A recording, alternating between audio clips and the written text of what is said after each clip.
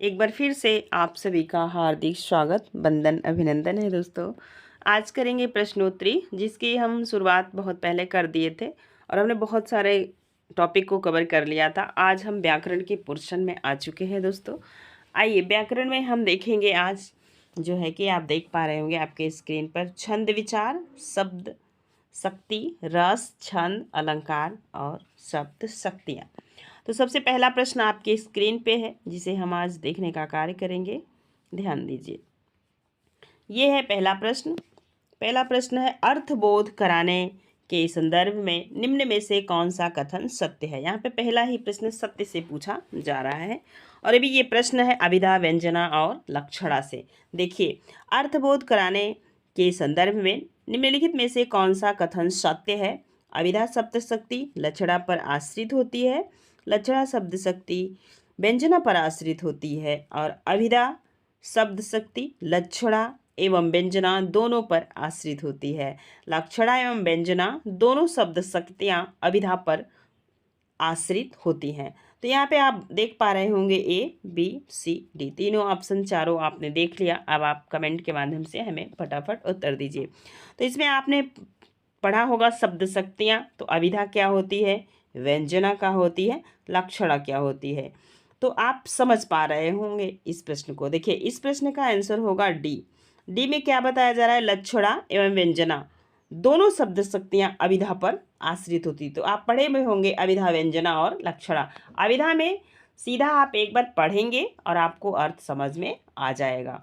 व्यंजना में क्या होता है, कवि कहता है लेकिन व्यंजन के माध्यम से। जैसे आप छायावादी कवियों को आपने देखा होगा, बातें कह रहे हैं लेकिन प्रतीक के माध्यम से, चिन्हों के माध्यम से, वैसे ही इसके बाद देखेंगे तो लक्षणा एवं व्यंजना दोनों चीज अभिधा पर आश्रित होती हैं। ठीक है, ये ऑप्शन नंबर डी सही होगा। नेक्स्ट, बहुत ही मजेदार पंक्ति, कई बार परीक्षा में पूछी जाती है। अभिधा उत्तम काव्य है, अभिधा उत्तम काव्य है, मध्य लक्षणा लीन, अदम व्यंजना रस विरस उलट कहत नवीन। कई बार यह प्रश्न में पूछा गया है। मैं देखिए 11 और 13 दोनों में पूछा गया है, टीजीटी में। तो यह किसकी पंक्ति है, तो यह देव की पंक्ति है। नेक्स्ट, दूसरा प्रश्न देखेंगे। तीसरा प्रश्न है, शब्द की वह शक्ति जिससे वाच्यार्थ प्रकट होता है कहलाती है। क्या कहलाती है, मतलब वह शक्ति जिससे वाच्यार्थ प्रकट होता है, तो उसे आप क्या कहेंगे, ये प्रश्न आपसे पूछा जा रहा है। चलिए ठीक है, देखिए तीसरे नंबर का प्रश्न है। ठीक है, ध्यान दीजिए। तो वह होगी लक्षणा, व्यंजना, शब्द शक्ति या अभिधा। तो ये प्रश्न आप पढ़ रहे हैं तो आपको तुरंत पता चल जाएगा कि शब्द की वह शक्ति जिससे वाच्यार्थ प्रकट होता है, इसके बारे में हमने पहले प्रश्न में बता दिया। तो यह क्या होगा, अभिधा। अभिधा में तुरंत जैसे भी आप बात को कहते हैं वो समझ में आ जाती है। अब नेक्स्ट, चौथा प्रश्न, सिंधु सेज पर धरा वधु अब तनिक संकुचित बैठी सी, इस अवतरण में कौन सी शब्द शक्ति है। यह पंक्ति जो आपके सामने प्रस्तुत की गई है, इसमें कौन सी पूछा जा रहा है कि शब्द शक्ति है। तो ये प्रश्न आपके लिए हो सकता है थोड़ा दिक्कत भरा हो, लेकिन यदि आपने लक्षण को पकड़ लिया है और अच्छे से पढ़ लिया है तो ये प्रश्न आपके लिए बहुत ही आसान हो जाएंगे। ठीक है, ध्यान दीजिए। इसमें क्या है, अभिधा है, व्यंजना है, तात्पर्य है कि लक्षणा है। 4 नंबर के प्रश्न में आप उत्तर देंगे। तो इसमें व्यंजना है, क्या हो रहा है, व्यंजना देख रहे हैं, सिंधु सेज पर धरा वधु अब तनिक संकुचित बैठी है। तो सिंधु, सिंधु माने क्या होता है आपको पता है, और उस पे वधु बैठी है, तो ये संकुचित, इसमें क्या हो रहा है, व्यंजना लक्षित हो रहा है। ठीक है, आगे देखेंगे। 5 नंबर में, मनहु उमगी अंग अंग छवती छलके तुलसी की, इस पंक्ति में कौन सी शब्द शक्ति है। तो आप देख पा रहे होंगे, मनहु उमगी अंग अंग छवती छवीत छलके, तुलसी की इस पंक्ति में कौन सी शब्द शक्ति है। अभिधा है, लक्षणा है, व्यंजना है, इनमें से कोई नहीं। तो इसमें क्या है, इसमें लक्षणा है। क्या है, लक्षणा है। बी नंबर सही होगा। आइए अगला प्रश्न देखते हैं, 6 नंबर का। ध्यान दीजिए, हाँ ये रहा 6 नंबर का प्रश्न। ध्यान दीजिए, बनन में बागन में बगरो बसंत हैं, पद्माकर की इस पंक्ति का अर्थ शब्द की किस शक्ति से ग्रहण किया जा सकता है। अभिधा से, लक्षणा से, व्यंजना से, इनमें से कोई नहीं। तो यह बताया भी जा रहा है कि यह पंक्ति किसकी है, तो पद्माकर की पंक्ति है। किसकी पंक्ति है, तो पद्माकर की पंक्ति है। अब आप बताइए कि क्या इसमें दिखाई पड़ रहा है आपको अविधा, लक्षणा, व्यंजना या इनमें से सभी। ध्यान दीजिए। तो आप देख पा रहे होंगे इसमें से यह लक्षणा है। क्या है, लक्षणा है। पद्माकर की पंक्ति आप देख पा रहे हैं, इसमें कौन सी शब्द शक्ति है, तो लक्षणा है। शब्द के मुख्य अर्थ के ज्ञान में अवरोध, और दूसरा आप देखेंगे तो मुख्यार्थ व लक्ष्यार्थ का उचित संबंध, रूढ़ि का जो प्रयोजन होता है एक होना, ये किसके हैं, तो एक लक्षण है। किसके हैं, शब्द के लक्षण है। अब आप आगे चलिए, ध्यान दीजिए।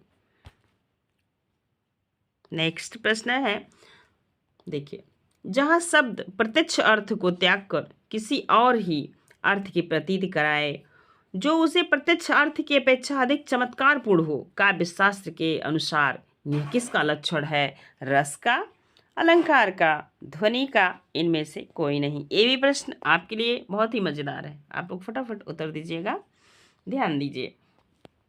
तो क्या है भाई, इसमें क्या है, रस है, अलंकार है, ध्वनि है, इनमें से कोई नहीं। 7 नंबर में आप देखेंगे तो इसमें ध्वनि, ध्वनि तो हो रही है ना। क्या पूछा जा रहा है, जहां शब्द प्रत्यक्ष अर्थ को त्याग कर किसी और ही अर्थ की प्रतीत कराए जो उसके प्रत्यक्ष अर्थ की अपेक्षा अधिक चमत्कारपूर्ण हो, तो ये क्या है, यह ध्वनि, ध्वन्यार्थ है। आप नेक्स्ट प्रश्न देखिएगा।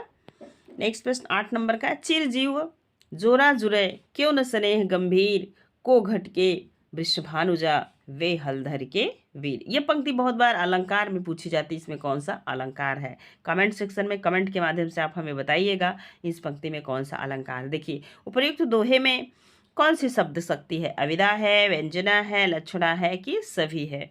तो 8 नंबर का प्रश्न है। तो आप देख पा रहे होंगे इसमें क्या आपको लग रहा है, अविदा है या लक्षणा है कि व्यंजना है। तो व्यंजना क्या है आप बताइए, या सभी है।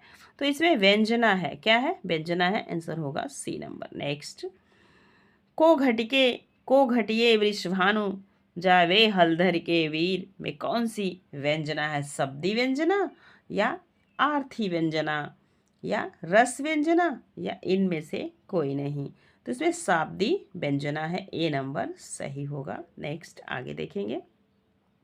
बाधा था विदु को किसने इन काली जंजीरों से, प्रसाद की इस पंक्ति का अर्थ किस शब्द शक्ति से ग्रहण किया गया था।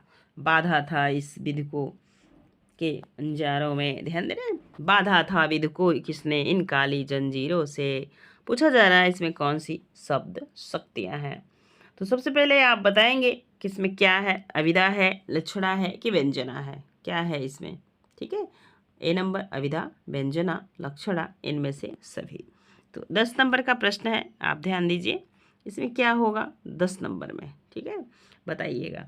तो इसमें होगा आपका लक्षणा शब्द शक्ति। कौन सा शब्द शक्ति, तो लक्षणा शब्द शक्ति। यहाँ पे जो केवल आरोप पे है विधु है। विधु आप देख पा रहे हैं, विधु क्या, विधु से आरोप लगाया जा रहा है, यह उपमान है। क्या है, उपमान है। और जहाँ केवल उपमान का वर्णन हो और उपमेय लुप्त हो वहाँ साध्यवसान गौड़ी प्रयोजनवती लक्षणा होती है, ठीक है। आप देखिए आगे चलेंगे, हम देखेंगे अब रस से कैसे कैसे प्रश्न आपके परीक्षा में पूछे जाते हैं। आइए देखने का कार्य करते हैं रस, ठीक है। देखिए, विभावानुभाव व्यभिचारी संयोगादश निष्पत्ति। क्या है, विभाव, अनुभाव और संयोगादश निष्पत्ति। ध्यान दीजिए, पहला प्रश्न है रस से। रस की टॉपिक करके ही हम इस वीडियो को एंड कर देंगे। इसके बाद हम छंद को बाद में लेंगे किसी नेक्स्ट वीडियो में। ध्यान दीजिए, तो आपको सभी को पता है विभाव, अनुभाव, व्यभिचारी, संयोग, दृश्य निष्पत्ति। तो ये रस के 4 अंग हैं। कितने अंग हैं, तो 4 अंग है। रस आप पढ़ लिए होंगे, यहाँ पे हम प्रैक्टिस कर रहे हैं तो हम बहुत विस्तृत नहीं जाएंगे। 4 अंग में कौन सा है, एक तो है स्थायी भाव, नोट कर लीजिएगा, 1 मिनट ध्यान दीजिए। एक है स्थायी भाव, ठीक है। दूसरा है आपका विभाव, विभाव है। तीसरा है अनुभाव है। क्या है, अनुभाव है। और चौथा है संचारी भाव। संचारी भाव। भरत मुनि के अनुसार कभी कहीं कहीं आप देखेंगे संचारी भाव को व्यभिचारी भाव भी कहते हैं। इसका दो नाम है, इसे भी आप नोट डाउन कर लीजिएगा। और भरत मुनि के नाट्य शास्त्र में रस की व्याख्या करते हुए भरत मुनि ने कहा है, विभावानुभाव व्यभिचारी संयोगादश निष्पत्ति, अर्थात विभाव अनुभाव व्यभिचारी भाव के संयोग से रस की निष्पत्ति होती है। तो यहाँ से आपसे पूछा जा रहा था पहला प्रश्न, विभावानुभाव व्यभिचारी संयोगादश निष्पत्ति को प्रतिपादित किया है तो भरत मुनि ने। नेक्स्ट प्रश्न, विभावानुभाव व्यभिचारी संयोगादश निष्पत्ति सूत्र किस आचार्य का है? तो यह किसका है? भट्टलोल्लट का, भट्टनायक का, अभिनवगुप्त का, आचार्य भरत मुनि का। तो किसका है? तो आचार्य भरत मुनि का।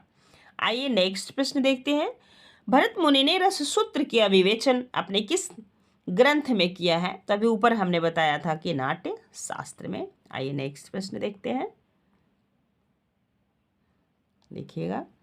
चौथा प्रश्न है, विभावानुभाव और संचारी भावों के संयोग से रस की निष्पत्ति होती है, किसका कथन है? तो ये किसका कथन है? तो बताएंगे आप, भरत मुनि का या भामा का, मम्मट का, जगन्नाथ का। तो यह भरत मुनि का है। नेक्स्ट प्रश्न देखिए, इजी प्रश्न है। आचार्य भरत ने किस रस को नाट्य प्रयोग में स्वीकार नहीं किया है? ये प्रश्न अच्छा है। अब आप जान पाएंगे कि भरत मुनि ने 8 रस माने हैं। कितने रस? 8। और उसमें किसको नहीं स्वीकार किया है? ये प्रश्न मजेदार है। आप बताइए आप लोग। शांत, करुण, भयानक, अद्भुत। 5 नंबर का प्रश्न है, ठीक है। आप बताइए। तो इसमें शांत रस को स्वीकार नहीं किया है। नेक्स्ट प्रश्न ध्यान दीजिए, रस की संख्या 8 किसने मानी? तो भरत मुनि ने मानी, जिसकी चर्चा मैंने अगले ही प्रश्न में कर दिया था। आइए नेक्स्ट प्रश्न, रस निष्पत्ति के प्रथम व्याख्याता कौन है? हाँ, अब ये प्रश्न है क्योंकि भरत मुनि ने नाट्यशास्त्र में रस को बताया, उसके बाद 4 आगे हमारे व्याख्याता और रस को अलग अलग दृष्टिकोण से देखने का कार्य किए। तो इसमें पूछा जा रहा है प्रथम व्याख्याता कौन है? 7 नंबर में आप बताइएगा। तो कौन है भाई? भरत मुनि के भरत रस निरूपण के प्रथम व्याख्याता कौन है? ये प्रश्न आपके लिए मजेदार है, फटाफट आप लोग बताइएगा, ठीक है। आप बताएंगे आप प्रथम व्याख्याता कौन है? द्वितीय नहीं पूछ रहा है, प्रथम पूछ रहा है। कौन पूछ रहा है? प्रथम, ठीक है। ध्यान दीजिए, रस निरूपण के प्रथम व्याख्याता, तो ये कौन है? भरत मुनि। कौन है? भरत मुनि। आप देखेंगे रस निरूपण के प्रथम व्याख्याता भरत मुनि है। और ये कहाँ पे किए हैं? तो नाट्यशास्त्र में भरत मुनि का प्रथम ग्रंथ माना जाता है, ठीक है, नाट्य शास्त्र को। आचार्य भरत मुनि के रस सूत्र के प्रमुख 4 व्याख्याता हैं। कौन कौन है? तो एक बार आप नोट डाउन कर लीजिएगा और उसके बाद आगे हम बात करेंगे। पहले हैं भट्ट लोल्लट, जिसका है उत्पत्तिवाद। दूसरे हैं आप देखेंगे शंकुक, जिसका अनुमितिवाद है। भट्टनायक, जिसका भुक्तिवाद है, तथा अभिनवगुप्त, जिसका अभिव्यक्तिवाद है। इन्हें आप जरूर याद रखिएगा, इनसे प्रश्न बराबर परीक्षाओं में आते रहे हैं। नेक्स्ट देखिए, विशेष रूप से जो भाव को प्रकट करते हैं उन्हें कहते हैं विशेष रूप से जो भाव को प्रकट करते हैं उन्हें कहते क्या कहते हैं? अनुभाव, संचारी भाव, विभाव और स्थायी भाव। ये भी प्रश्न अच्छा है, आप उत्तर दीजिएगा फटाफट। तो उसे क्या कहते हैं? विभाव कहते हैं। क्या कहते हैं? विभाव कहते हैं। नेक्स्ट प्रश्न है भाव। देखिए, भाव शांति, भाव संधि और भाव सबलता का संबंध भाव के किस भेद से है? अनुभाव से, स्थायी भाव से, विभाव से, संचारी भाव से। 9 नंबर के प्रश्न में आप देखेंगे तो इनका संबंध है अनुभाव से। नेक्स्ट आगे प्रश्न देखिए, वाणी और अंगों के अभिनय द्वारा जिसने प्रकट हो वे हैं क्या है? जैसे मतलब वाणी का मतलब जिसे आप बोल सकते हैं, अंग से जैसे जो कभी कभी आपने देखा हो कि कोई व्यक्ति गाना गाता हो, उसी का सिंपल लीजिए, गाता भी हो और उसके अभिनय भी करता हो। वही वाणी और अंगों के अभिनय द्वारा जिनसे प्रकट हो वे हैं क्या है? संचारी भाव, विभाव, अनुभाव या भाव। 10 नंबर के प्रश्न में आप देखेंगे तो उसे कहते हैं विभाव। क्या कहते हैं? विभाव। नेक्स्ट, वेपुत कैसा अनुभाव है? वे पुत कैसा अनुभव है। ये प्रश्न भी अच्छा है, आप इनको थोड़ा सा गंभीरता से देखिएगा। यहाँ पे जो बताया गया है आपके देखेंगे ना, वे पुत कैसा है, तो कायिक है, अवाचिक है, सात्विक है, बौद्धिक है। तो कैसा है ये, सात्विक है। कैसा है, सात्विक है। नेक्स्ट आगे प्रश्न देखिए, अनुभव के दो भेद होते हैं, कौन कौन से। अनुभव के कितने भेद होते हैं या दो भेद होते हैं, तो आप बताइएगा इस प्रश्न का उत्तर। और ये टीजीटी 2009 में पूछा हुआ प्रश्न है। तो क्या होता है, कायिक और वाचिक, सात्विक और वाचिक, कायिक और सात्विक, सात्विक और मानसिक। तो यह है कायिक और सात्विक, सी नंबर सही होगा। नेक्स्ट प्रश्न है, ज्यो ज्यो पटु छटकती हठति हसति नाचावती नयन, त्यों त्यों निपट दुरा उदाहरहूँ पुगुआ देत वनयन। पंक्ति में कौन सा अनुभाव है, यहाँ पे वही फिर से पूछा जा रहा है। वाचिक है अनुभाव, कायिक है, मानसिक है, सात्विक है। यह प्रश्न अच्छा है और पीजीटी 2010 में पूछा हुआ प्रश्न है। कब का पूछा हुआ है, पीजीटी 2000। तो इसमें क्या है, इसमें कायिक अनुभव, कायिक मतलब होता है शरीर। तो यहाँ पे पूछा जा रहा है, ज्यो ज्यो पटु छटकति हठति हसति नचावती नयन, त्यों त्यों निपट उदार हूँ पुगुआ देत विनयन। आप समझ पा रहे होंगे, इस पंक्ति को पढ़ते ही आपको अर्थ समझ में आ गया। पट मतलब क्या होता है, वस्त्र होता है, ये भी आप लिख लीजिए। पट मतलब वस्त्र होता है। और उसमें क्या कह रहा है कि पट झटका, जब जो है कि कपड़े को जब झटकना शुरू किया तो हंसना तथा आंखों को नचाना इस प्रकार इंगित करता जैसे सारी शरीर के अंगों द्वारा ही हो रहा हो। ठीक है, अब कपड़े ऐसे मतलब कि वो नायिका का ऐसा कपड़ा क्या हो रहा है, झटक रहा है और हंस रही है, आंखों को नचा रही है। इस तरीके से लग रहा है कि उसके पूरी शरीर ही क्या कर रही है, वो पूरे उसके पूरी बॉडी के अंग हिल रहे हैं। ठीक है, अनुभव कर रहे हैं, ऐसा देखने में लग रहा है।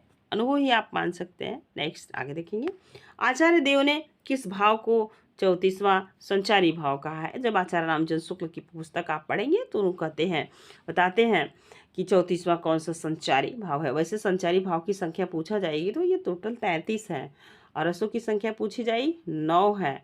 ठीक है, भरत मुनि के अनुसार पूछा जाएगा तो 8 है। ऐसे ध्यान दीजिए, आचार्य देव ने किस भाव को 34वां संचारी भाव कहा है, तो छल को, स्मृति को, पुलक को या रोमांस को, तो छल को माने हैं। और यहीं पे आप एक चीज़ और एक और जो है कि संचारी भाव आता है, चटपटाहट। चटपटाहट को माने हैं आचार्य राम शुक्ल ने। ठीक है, नोट कर लीजिएगा। चलिए देखिए, रसों के संचारी भाव की कुल संख्या कितनी है, तो 23, 27, 33, 37। तो रसों की संचारी भाव की संख्या कितनी है, तो 33 है। नेक्स्ट, ये प्रश्न एक बार फिर रिपीट हुआ था 2021 टीजीटी में, ध्यान दीजिएगा। रसो वैसह, रस से संबंधित इस कथन का उल्लेख इनमें से किस ग्रंथ में हुआ, तो ऋग्वेद, अग्निपुराण, तैरेत्री, उपनिषद, नाट्य शास्त्र। 16 नंबर का प्रश्न है, आप ध्यान दीजिएगा। तो कहाँ मिलता है, तो ये आप देख पा रहे होंगे, तो ये मिलता है तैतरेयी उपनिषद में। कहाँ पे, तो तैतरेयी उपनिषद में। ठीक है, आगे चलेंगे। नेक्स्ट अगला प्रश्न आपके स्क्रीन पे है, ध्यान दीजिए। संचारी भाव की संख्या कितनी है, संचारी भाव 10, 9, 33, 25। तो संचारी भाव की संख्या 33 है।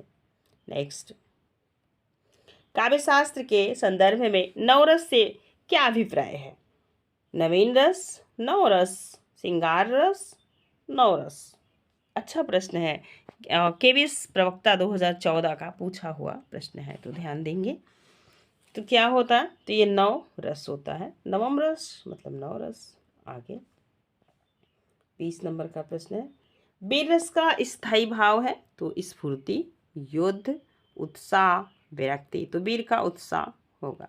नेक्स्ट प्रश्न, वीरों का कैसा हो वसंत में किस रस की पुष्टि हुई है, वीर, श्रृंगार, अद्भुत, विभत्स। किस रस की पुष्टि हुई है, वीरों का कैसा हो वसंत। प्रश्न अच्छा है ना, आप लोग फटाफट इनका उत्तर दीजिएगा। ध्यान दीजिए, देखिए, वीरों का कैसा हो बसंत, तो इसमें वीर रस है। कैसा रस है, तो वीर रस है। नेक्स्ट, और यह पंक्ति किसकी है, कमेंट सेक्शन में कमेंट के माध्यम से आप हमें ज़रूर बताएंगे। ठीक है, आगे चलिए, किस रस का संचारी भाव उग्रता, गर्व, हर्ष आदि है। टीजीटी 2013 में पूछा हुआ प्रश्न। श्रृंगार, वीर, वात्सल्य, क्रोध। तो प्रश्न पूछने की शैली से आप बहुत अच्छे से समझ पाए होंगे उग्रता किस में होती है, तो वीरों में। जैसे आप सुभद्रा कुमारी चौहान की पंक्ति पढ़े होंगे ना, वो सारी पंक्तियाँ, मैथिली शरण गुप्त की पंक्तियाँ, माखनलाल चतुर्वेदी की पंक्तियाँ, ये सारी किस में है, तो वीर और ओज रस में होती हैं। ठीक है, ध्यान दीजिए। बीभत्स रस का स्थायी भाव है शोक, विस्मय, जुगुप्सा, अद्भुत। 23 नंबर का प्रश्न है। तो आप देखेंगे बीभत्स का अस्थाई भाव पूछ रहा है, तो बीभत्स का जुगुप्सा। ठीक है, नेक्स्ट प्रश्न। बीभत्स का क्या है, जुगुप्सा है। ठीक है, और आप आगे भी देखेंगे ऐसे शोक, करुणा। शोक का क्या है, करुणा है। इसका क्या हो गया, ध्यान दीजिए। शोक का क्या है, करुण रस है। कभी कभी करुणा भी लिखा आएगा, तो करुण है। और आप देखेंगे जैसे विस्मय का क्या है, तो विस्मय का क्या हो जाता है, तो अद्भुत हो जाता है। ठीक है, विस्मय का अद्भुत, विस्मय आधा, एक मिनट ध्यान दीजिए, इसका होगा विस्मय। ठीक, आप देखिए आगे चलेंगे, ध्यान दीजिए। अद्भुत का क्या हो जाएगा, अद्भुत का जुगुप्सा। आपने यहाँ पे देखा बीभत्स का जुगुप्सा, अस्थाई भाव। सी नंबर सही होगा। ठीक है, आप देखिए इसका थोड़ा सा ऑप्शन ही गड़बड़ बन गया है, ध्यान दीजिए। अब आप देख पा रहे होंगे, आगे चलिए। शोक का करो, आगे चलिए। रोमांस किस तरह का अनुभव है, रोमांस सात्विक, कायिक, आहार्य, इनमें से कोई नहीं। देख पा रहे होंगे, यूपी पीएससी एलटी ग्रेड 2018 में पूछा हुआ प्रश्न है। बहुत अच्छे प्रश्न आते हैं एलटी ग्रेड में, अच्छी तैयारी करिए, सिलेक्शन लीजिए। ठीक है, ध्यान दीजिए। तो रोमांस क्या पूछा जा रहा है आपसे, रोमांस 24 नंबर के प्रश्न का आप लोग उत्तर दीजिए। तो क्या होगा, सात्विक है, और अक्सर जो है लगा सकते हैं कायिक पे। ठीक है, तो यहाँ पे थोड़ा सा ध्यान देने की जरूरत है। जुगुप्सा किसका स्थायी भाव है, वीर रस का, रौद्र रस का, अद्भुत रस का, विभत्स रस का। 25 नंबर में देखेंगे तो जुगुप्सा विभत्स रस का स्थायी है। नेक्स्ट, वेशभूषा से जो भाव प्रदर्शित किए जाते हैं उन्हें कहा जाता है कायिक, मानसिक, आहार्य, सात्विक। ये भी प्रश्न अच्छा है, 26 नंबर का प्रश्न। ऐसे क्या कहेंगे, आहार्य। नेक्स्ट प्रश्न है, अद्भुत रस का अस्थाई भाव है, अद्भुत का क्या है, अद्भुत का विस्मय, क्रोध, उत्साह, जुगुप्सा। क्या होगा भाई, तो ये होगा विस्मय। अद्भुत का क्या हो जाएगा, अद्भुत का विस्मय। अद्भुत रस का क्या हो जाएगा, विस्मय हो जाएगा। नेक्स्ट प्रश्न ध्यान दीजिए। विस्मय या आश्चर्य किस रस का स्थायी भाव है, एडजेक्टिव थोड़ी सी परिवर्तन के साथ प्रश्न दोबारा रिपीट हो रहा है। बेरस, हास्य रस, अद्भुत रस, रौद्र रस।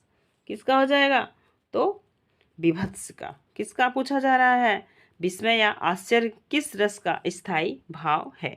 ठीक है, तो किसका है, अद्भुत रस का है। किसका है, अद्भुत रस का है। आगे चलेंगे, ध्यान दीजिए।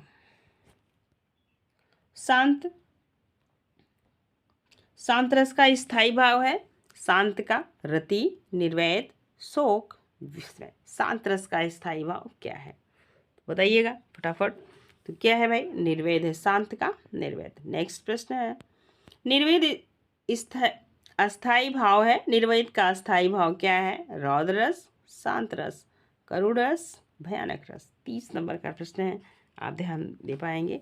तो निर्वेद किसका है, तो शांत रस का स्थायी भाव है। किसका है, तो शांत रस का स्थायी भाव है। नेक्स्ट अगला प्रश्न, बहुत बार ये प्रश्न परीक्षा में रिपीट होता है, और खासकर ये एक बहुत अच्छे अलंकार का उदाहरण भी है। परीक्षा में ये पंक्ति बहुत बार पूछी जाती है, इंपॉर्टेंट करके नोट कर लीजिए। राम को रूप निहारत जानकी, कंगन के नग की परछाई। उपयुक्त पंक्ति में कौन सा रस है, हास्य है, करुण है, शांत है कि श्रृंगार है। तो ये आप बताइएगा। तो इसमें क्या है, तो इसमें जो है कि श्रृंगार रस है। कैसा रस है, तो श्रृंगार रस है। पंक्ति में आपने देखा राम आलंबन है, क्या है, राम आलंबन है। सीता क्या है, आश्रय है। कंगन क्या है, कंगन के नग में परछाई देखना उद्दीपन का कार्य कर रहा है। राम की परछाई को देखना आदि अनुभाव, स्तंभ हर्ष आदि संचारी भाव का एक स्थायी भाव रति है। श्रृंगार का क्या होता है? रति होता है। रति मतलब होता है रतिपति। किसकी पत्नी है रति? कामदेव की। तो ध्यान दीजिएगा, जो इन सब से पुष्ट होकर संयोग श्रृंगार रस का परिपाक कहलाता है। यहाँ पे संयोग श्रृंगार रस का स्थान आता है। नेक्स्ट प्रश्न, श्रृंगार रस का स्थायी भाव क्या है? तो रति है, जिससे ऊपर आपने देख लिया और आप आगे चलेंगे। नेक्स्ट प्रश्न है, नेक्स्ट प्रश्न देखिए। अब आप देख पा जैसे यहाँ पे क्या दे रहा है कि श्रृंगार रस का स्थायी भाव क्या है? तो रति है। श्रृंगार में से आपने पढ़ा वही होगा, बिहारी की कई पंक्तियाँ जो है कि नटत खटत रिझत खीझत भरी भवन में नैनों से बातें करते हैं। तो ये सारी चीज़ें श्रृंगार रस के अंतर्गत आती हैं। नायक नायिका के सौंदर्य तथा प्रेम का वर्णन इसमें आता है। प्रेमी जो है रति प्रेम होता है। क्या होता है? श्रृंगार रस का जो स्थायी भाव होता है वो रति होता है। रति का मतलब प्रेम होता है। क्या होता है? प्रेम होता है। आगे चलेंगे। नेक्स्ट 33 नंबर का प्रश्न आपके स्क्रीन पे है, ध्यान दीजिए। ये है रहा आपका प्रश्न, निर्वेद किस रस का स्थायी भाव है? जीआईसी प्रवक्ता का पूछा हुआ प्रश्न 2015 में। करुण, शांत, अद्भुत, भयानक। तो निर्वेद आपसे पूछा जा रहा है, निर्वेद किस रस का स्थायी भाव है? तो थोड़ा जल्दी जल्दी आप लोग ध्यान दीजिएगा। तो यह शांत रस, निर्वेद का क्या है? शांत रस। नेक्स्ट, मेरे तो गिरधर गोपाल दूसरों न कोई, जाके सिर मोर मुकुट मेरो पति सोई। उपयुक्त पंक्ति में कौन सा रस है? श्रृंगार है, हास्य है, करुण है, शांत है। तो 34 नंबर में आप देखेंगे तो यह श्रृंगार रस की पंक्ति है। रस पूछा जाएगा कभी परीक्षा में तो श्रृंगार रस है। नेक्स्ट ध्यान दीजिए, विप्रलंब श्रृंगार में वियोग की कितनी दशाएं मानी जाती? ये प्रश्न अच्छा है। विप्रलंब श्रृंगार में वियोग की कितनी दशाएं मानी जाती हैं? 10, 12, 14, 16। तो कितनी मानी जाती हैं? 10। 10 को आप नोट डाउन कर लीजिएगा। ध्यान दीजिए, जो है पहला है अभिलाषा। क्या है? अभिलाषा है पहला वाला। दूसरा है आपका चिंता। क्या है? चिंता। तीसरा है गुणकथन। चौथा है स्मृति। क्या है? स्मृति। पांचवा है उद्वेग। क्या है? उद्वेग। अब देखिए छठा, छठा क्या है? तो प्रलाप है। क्या है? प्रलाप है। और सातवां क्या है? उन्माद है। क्या है? उन्माद है। ठीक है। और आठवां क्या है? तो आठवां है व्याधि। क्या है? व्याधि। याद रखिएगा। नौवां है जड़ता। क्या है? जड़ता। 10वां है मरण। ये प्रश्न आपके लिए अच्छा रहा होगा। अगर प्रश्न पसंद आएगा तो प्लीज़ लाइक कीजिएगा, एक प्यारा सा कमेंट छोड़िएगा, वीडियो अपने दोस्तों में शेयर भी कीजिएगा। दोस्तों आइए, किस रस का संचारी उद्दीपन विभाव, बादल की घटाएं, कोयल का बोलना और बसंत ऋतु आदि होते हैं? तो एक सब सारी चीज़ें कहाँ होती हैं? जैसे आपने इस प्रश्न को पढ़ा होगा तो आप समझ पा रहे होंगे। किस रस का स्थायी संचारी उद्दीपन विभाव, बादल का घटाएं, आपने कवियों को पढ़ा होगा। कोयल की बोलना, बसंत ऋतु, और जिसमें श्रृंगार ज़्यादा बढ़ता हो। ठीक है। 36 नंबर के प्रश्न में आप ध्यान देंगे तो आपको बहुत अच्छे से समझ में आएगा। क्या है? श्रृंगार, वात्सल्य, अद्भुत, सिंह। तो इसका आंसर होगा ए नंबर, श्रृंगार।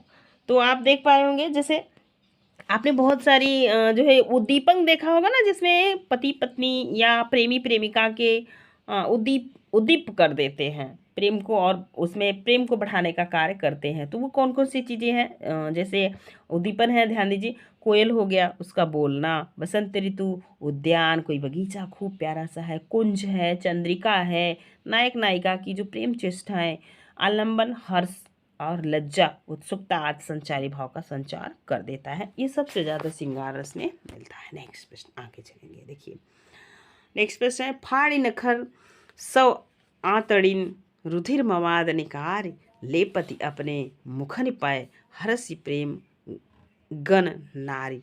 उपयुक्त पंक्ति में कौन सा स्थायी भाव है? क्या हो रहा है यहाँ पे? देखो क्या कैसा लग रहा है, पढ़ो। फाड़ी नखन नाखून से फाड़ देता है किसको? 100 को, मरे हुए व्यक्ति को। उसकी अतड़ियाँ निकाल लेता है, रुधिर जिसमें ब्लड निकलता है, मवाद जो पका हुआ, कभी कभी आपने देखा होगा जो है कि गंदगी निकलती है, फोड़े से वो मवाद होती है। निकार लेपति अपने मुखन पे हरसी प्रेत गन नारी, लेपती है, लगाती है, कहाँ लगाती है? अपने मुख पे, हरस, और लगा के क्या करती है? हंसती है, प्रेतगण। और वो हंसती कैसे है? जैसे प्रेत नारी, जैसे राक्षस वाली नारी बन जाती है। इसमें क्या है?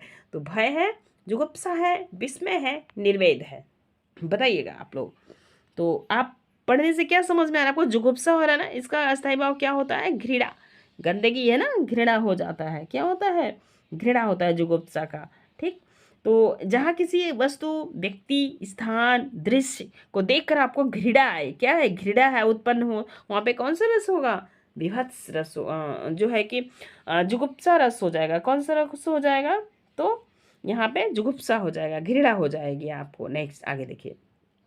बिंद के वासी उदासी तपोव्रतधारी महाबिनु नारी दुखारे, उपरोक्त पंक्ति में कौन सा रस है? श्रृंगार, करुण, हास्य, वीर। तो बताइए। बिंद के वासी उदासी तपोव्रतधारी महाबिनु नारी दुखारे, तो इसमें क्या है? इसमें हास्य है, देख पा रहे होंगे आप। तो हास्य रस है। तो आगे चलते हैं। जैसे क्या होता है कि पर्वत पे एक तपस्वी बैठा हो, नारी के बिना काफी दुखी हो। क्या हो? नारी के बिना काफी दुखी हो। तो यहाँ पे क्या हंसेंगे ना आप? अब भी तब क्यों कर रहे हो जब नारी के लिए तुम दुखी हो? नेक्स्ट। आधा पाथ बबूल का, तामे तनिक पिसान, लाला जी करने लगे छठे क्षमा से दान। उपरोक्त पंक्ति में कौन सा रस है? यहाँ से आपसे रस पूछा जा रहा है। क्या पूछा जा रहा है? रस पूछा जा रहा है। श्रृंगार, वीर, करुण, हास्य। तो इसमें भी क्या है? हास्य है। कैसा रस है? हास्य है। तो हास्य रस कैसा? जैसे कि जहाँ किसी विचित्र स्थितियों और परिस्थितियों में द्वारा हंसी उत्पन्न होती हो, वहाँ हास्य रस होता है। इसका स्थायी भाव हास होता है। क्या होता है? हास्य का हास होता है। आगे चलेंगे। नेक्स्ट प्रश्न ध्यान दीजिए। जो तुम्हारे अनुशासन पावे, पावो कंदुक इव ब्रह्मांड उठाओ, कांटो कांचो धट दारो फोरी, रुको में तमुलक जिनहि तोरी। उपरोक्त पंक्ति में कौन सा रस है? तो पढ़ने से आप समझ गए होंगे। वीर, रौद्र, हास्य, अद्भुत। कौन सा रस है? तो इसमें रौद्र रस है। कौन सा रस है? रौद्र का मतलब होता है, आप पढ़ पा रहे हैं ना, जो तुम्हारे अनुशासन पावे कंदुक इव ब्रह्मांड उठावे। आप ब्रह्मांड उठा लेंगे। क्या कर देंगे? ब्रह्मांड उठा लेंगे। तो यहाँ पे क्या हो रहा है? रौद्र का जो स्थायी भाव होता है वो क्रोध होता है। आपको क्या आ रहा है? इसको पढ़ने से क्रोध आ रही है। अपना शत्रु हो और वो क्या करे? दुष्ट व्यक्ति हो, समाजद्रोही हो, खलनायक आदि लोगों का जो आलंबन विभाव होता है, उसके कार्य की जो चेष्टाएं उद्दीपन होती हैं, उसमें कैसे होती हैं? व्यक्ति कैसा दिखता है? लाल लाल आंखें कर लेगा, दांत पीस देगा, होठ चबाना शुरू कर देता है, अस्त्र उठाना शुरू कर देता है। ये सारी चीजें किस में आती हैं? तो ये रौद्र रस में आती हैं। मतलब रौद्र क्रोध जब व्यक्ति को होता है तब वो आती हैं। ठीक है, आगे चलेंगे। आगे देखिएगा। नेक्स्ट प्रश्न। राग, राग है कि रूप है कि रस है कि जस है कि तन है कि प्यारी। उपरोक्त पंक्ति में रस है कौन? श्रृंगार, वात्सल्य, अद्भुत या शांत। कौन सा रस है? तो बताइएगा आप सभी लोग, कौन सा रस है? ध्यान दीजिए। देखिए, तो 41 नंबर में आप देख पा रहे होंगे क्या है? अद्भुत रस है। कैसा रस है? अद्भुत रस है। कैसा रस है? अद्भुत रस है। अद्भुत का मतलब होता है आश्चर्य। क्या होता है? आश्चर्य। आप विस्मय पे पड़ जाए। आप कहीं जा रहे हो, अचानक कोई सर्प आपके सामने आ जाए तो आप विस्मय हो जाएंगे, डर जाएंगे। तो इसका स्थायी भाव हो जाता है विस्मय। क्या होता है? विस्मय। नेक्स्ट। अद्भुत का स्थायी भाव विस्मय होता है। श्रृंगार, करती और वात्सल का वात्सल जानते हैं। आगे चलिए। नेक्स्ट प्रश्न है, ध्यान दीजिए। 42 नंबर का। समरस थे जड़ या चेतन, सुंदर साकार बना था, चेतनता एक विलसती, आनंद अखंड घना था। इन पंक्तियों में कौन सा रस है? श्रृंगार है, करुण है, शांत है, भयानक है। पंक्ति पढ़ते ही आप समझ गए होंगे कि इसमें कौन सा रस है। इसमें कौन सा रस है? तो शांत रस है। कैसा रस है? शांत रस है। और मन में क्या होता है? संयम, शांति, वैराग्य को जागृत करने वाले प्रसंग के चित्रण में शांत रस होता है। कहाँ कहाँ होता है? तो मन में संयम हो और आप क्या हो? शांति, और आप वैराग्य जागृत करने वाले प्रसंगों के जो चित्रण होते हैं वो शांत रस में होते हैं। इसे आप याद रखिएगा। और शांत रस का स्थायी भाव होता है निर्वेद या वैराग्य। क्या होता है? निर्वेद या वैराग्य। श्रृंगार का रति, करुण का बताइएगा शोक, भयानक का भय। देखिए नेक्स्ट क्वेश्चन। दुख ही जीवन की कथा रही, क्या कहूँ आज जो नहीं कही। उपरोक्त पंक्ति में कौन सा रस है? करुण है, श्रृंगार है, अद्भुत है, विस्मय है। ये किसकी पंक्ति है? सबसे पहले तो आप बताइएगा कमेंट के माध्यम से, यह पंक्ति किसकी है? तो यह पंक्ति सूर्यकांत त्रिपाठी निराला की है। और ये कब कहे हैं? ये कहे हैं सरोज स्मृति में, जब उनकी पुत्री सरोज दुनिया में नहीं रहती है, तो उनका जो क्या है, करुणा है, वो बाहर आ जाता है, उनका दर्द बाहर आ जाता है। कवि कहता है दुख ही जीवन की कथा रही, क्या कहूँ आज जो नहीं कही। तो इसमें आप पंक्ति पढ़ लिए, सब कुछ कर लिए, तो बताइएगा इसमें करुण रस है, ए नंबर सही होगा। नेक्स्ट प्रश्न ध्यान दीजिए, बड़ी पंक्ति है, थोड़ा सा प्रश्न को छोटा करना होगा ताकि आ सके स्क्रीन पे। देखिए, हाँ आप देखिए। अभी तो मुकुट बधा था माथ, हुए कल की हल्दी के हाथ, खुले भी न थे लाज के बोल, खिले थे चुंबन शून्य कपोल। हाय रुक गया यही संसार बना, सिंदूर अनल अंगार, वातहत लतिका मुह सुकुमार, पड़ी है छिन्न आधार में निहित रस है। अब आप बताइए, सिंगार शांत है, संयोग है, करुण है, वियोग है। तो पंक्ति पढ़ते ही आप बहुत अच्छे से समझ गए होंगे। यहाँ पे है करुण रस। कैसा रस है? तो करुण रस है। अपना अत्यंत दुख घटना प्रसंग के निरूपण के कारण कोई भी रस उत्पन्न होगा तो उसे क्या कहेंगे? वहाँ पे करुण रस होगा। करुण का अर्थ अस्थाई भाव होता है शोक। क्या होता है? शोक। मूर्छित होकर गिर पड़ना या रोना, आहें भरना। तो यहाँ समय जितना भी होगा इत्यादि ये अनुभव आपको होंगे, ठीक है। तो वहाँ पे कौन सा रस होगा? वहाँ पे रस होगा करुण रस। और यह पंक्ति यदि आपसे पूछी जाए किसकी है? यह सुमित्रा नंदन पंत की पंक्ति है। वे कहाँ से लिए हैं? सुखमय संसार के अचानक नष्ट हो जाने से जन्मी गहरी निराशा व्यक्ति हुई है। और यहाँ पे क्या बताया जा रहा है? नववधु का प्रीतम विवाह के बाद पहले ही दिन, किस दिन? पढ़ो फिर से पंक्ति को। अभी तो मुकुट बधा था माथ, हुए कल ही हल्दी के हाथ, खुले भी न थे लाज के बोल, खिले थे चुंबन शून्य कपोल। मतलब होता है गाल, ठीक है, चुंबन आप समझ रहे हैं। और तो यहाँ पे नायिका क्या होता है कि यहाँ पे जब शादी होती है और नववधु का प्रीतम विवाह के बाद पहले ही दिन काल कलवित हो जाता है और उसका जाना निश्चय हो जाता है। वहाँ पे नववधु विलाप करती है और कहती है दिवंगत पति के विषय में नायिका का दुख में मौन रह जाना अनुभव है। विषाद, चिंता, लज्जा, ये सारे जो है कि क्योंकि बहुत तेज़ी से बोल भी नहीं सकती, रो भी नहीं सकती, उसको अंदर अंदर दुख है। कैसा दुख है? बहुत सारा दुख है। देख रहे हैं आप। हाय रुक गया यही संसार, बना सिंदूर अनल अंगार। अनल मतलब क्या होता है? आग होता है। और एक यहीं पे शब्द आएगा अनिल, तो अनिल का मतलब होता है हवा, ठीक है। ऐसे आप याद के अनिल उड़ रहे हो क्या? मतलब अनिल मतलब हवा, ठीक है। अनल मतलब आग। बना सिंदूर अनल अंगार, वातहत लतिका मह सुकुमार, पड़ी है छिन्नाधार। और नववधु विलाप कर रही है, ठीक है। आप देखिए नेक्स्ट पंक्ति। मन की उत्पत्ति वेदना मन ही मन में बहती थी, चुप रहकर अंतर मन में कुछ मौन व्यथा कहती थी। दुर्गम पथ पर चलते हो वो संबल छूट गया था, अविचल अविकल वह प्राणी भीतर से टूट गया था। उपयुक्त काम पंक्ति में कौन सा रस अभिव्यंजित हो रहा है? शांत, वियोग श्रृंगार, करुण, वात्सल्य।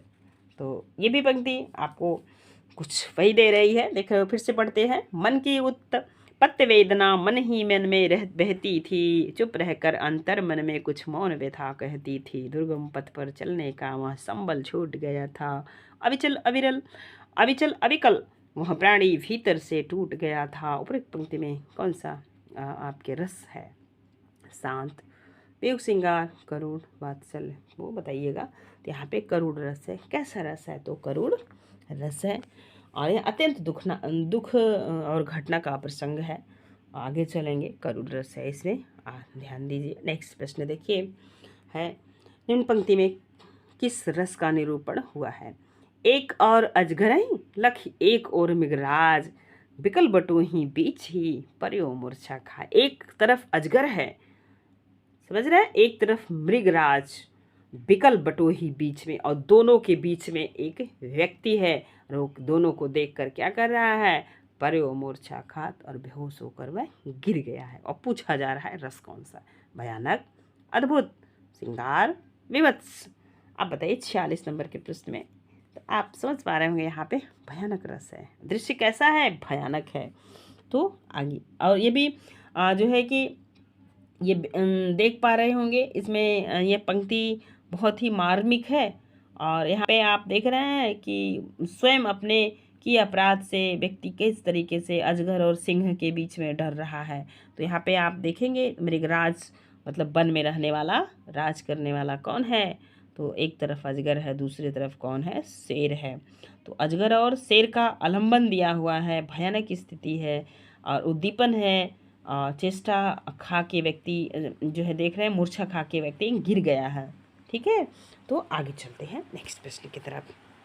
हाँ, सोहद कर नवनीत लिए घुटुरवन चलत रेणु तन मंडित मुखदधि लेप किए। कक्षा चौथी या पाँचवीं की यहाँ पंक्ति है और बहुत बच्चों को यहाँ लर्न भी हुई रही होगी पहले से। तो कौन सा रस है? श्रृंगार है, रौद्र है, शांत है, वात्सल है। तो इसमें वात्सल रस है। यहाँ पे कहा जा रहा है घुटुरवन चलत रेणु तन मंडित दुख मुख दधि लेप किए।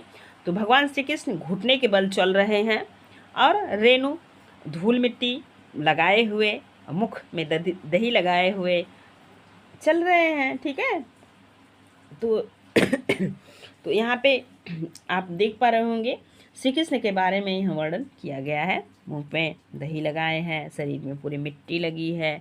रेणु तन मंडित, देख रहे हैं रेणु मतलब मंडित। तो मिट्टी शरीर में खूब अच्छे से लगाए हुए भगवान फटाफट चल रहे हैं। ठीक है, उनके हाथों में मक्खन है, मुख पर दही लगी हुई है, शरीर मिट्टी से लिपटा हुआ है।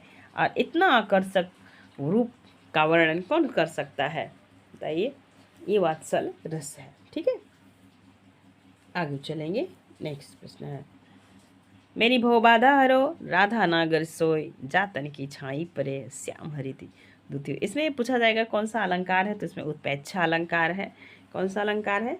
तो उत्प्रेक्षा अलंकार माना जाता है। मेरी भव बाधा हरो राधा नागर सोय जातन की छाई परे श्याम हरित। देख रहे इसमें आप आगे देखिए, उपयुक्त पंक्ति में कौन सा रस है? रस पूछा जा रहा है। भक्ति, श्रृंगार, अद्भुत, वीर। तो बताइए आप लोग क्या है? तो यहाँ पे भक्ति रस है। यहाँ पे विनय किया जा रहा है। क्या किया जा रहा है? राधा कृष्ण के साथ यहाँ पे ये आप पंक्ति पूछी जाए किसकी है? तो यह बिहारी की पंक्ति है और श्रृंगार रस के ये कवि हैं, श्रृंगारिक कवि हैं। ठीक है, और यह पंक्ति स्पेशल अगर पूछी जाए कौन सी रस में है, तो यह भक्ति रस में है। किस रस में है? भक्ति रस में है। आगे चलेंगे। नेक्स्ट प्रश्न ध्यान दीजिए। तो अब यहाँ से दोस्तों पेपर हमने कर लिया था 2005 का। तो आज के लिए ये रहे टोटल, हमें लगता है 60 प्रश्न हुए होंगे, क्योंकि 48 प्रश्न ये थे और हमारे जो है कि ऊपर के कुछ प्रश्न थे। कुल मिला के हमने काफ़ी प्रश्न किए, 50 प्रश्न से ज़्यादा ही प्रश्न कर लिए होंगे। वीडियो पसंद आएगा तो प्लीज़ लाइक कीजिएगा और एक प्यारा सा कमेंट छोड़िएगा। अगर वीडियो पसंद आएगा तो अपने दोस्तों में साझा भी कर दीजिएगा। तो बस आज के लिए इतना ही, फिर मिलेंगे नेक्स्ट वीडियो में। और वीडियो अगर अच्छा लगे तो अपने मित्रों को साझा कीजिए। धन्यवाद।